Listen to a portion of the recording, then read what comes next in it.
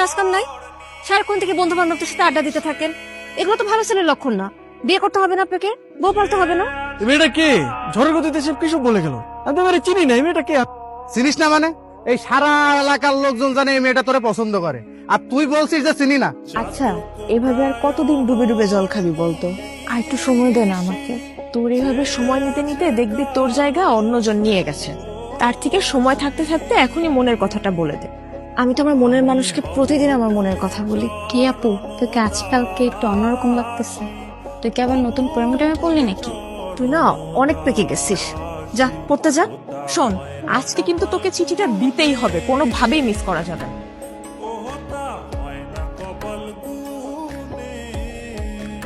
আমি কইছিলাম না মেয়েটা কিন্তু আজকে আইছিল কিছু একটা বলার জন্য। আরে কি বলবে আমারে?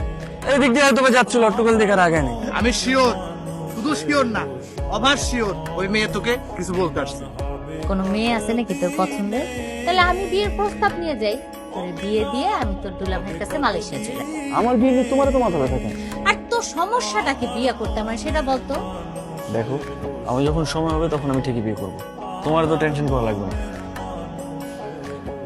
আপনি তো আমাকে ভালোই ফলো করেন, কিন্তু কিছু বলেন না। আমি আপনাকে ফলো করি সেটা আপনি জানেন কি করে? তার মানে আপনি আমারে ফলো করেন? তলে তলে এত করে ইচ্ছে। আরে মানুষ মানুষকে দেখে না রাস্তা বের হইলে, ওই দেখা আর কি। প্রেম টেম করেন নাকি? প্রেম করি নাই, কিন্তু প্রেমে পড়ছি। আপনি কি কিছুই বুঝেন না? না বুঝাইলে বুঝবো কিভাবে? আই ওটো আসেন তো। আপনারা তো রাগ করে ফেললেন।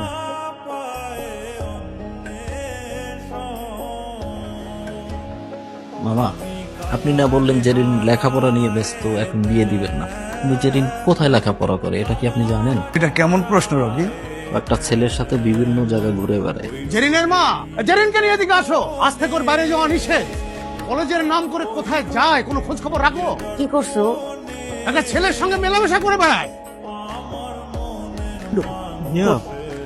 জেরিন কোথায়? ওরে বেশ কয়েকদিন ধরে দেখতেছি না, ও কই? আমিও তো বলতে পারতেছি না ওর কি হয়েছে। ও তো ফোনও ব্যবহার করে না যে ওর একটা খোঁজ নিব।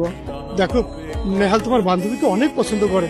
আমার বান্ধবীও তো আপনার বন্ধুকে অনেক পছন্দ করে, কিন্তু সমস্যা তো আপনাদের, আপনারা কেউ কাউকে কিছুই বলেন না। সেদিন এত সুযোগ করে দেওয়ার পরও কেউ কাউকে কিছুই বলতে পারলেন না আপনারা। একটা মানুষ যদি তার মনের কথা না বলে কিভাবে বুঝবো? আমার ভুল হয়েছে, আমি মানে আমার ভুল হয়েছে, কিন্তু আমি আর ভুল করবো না।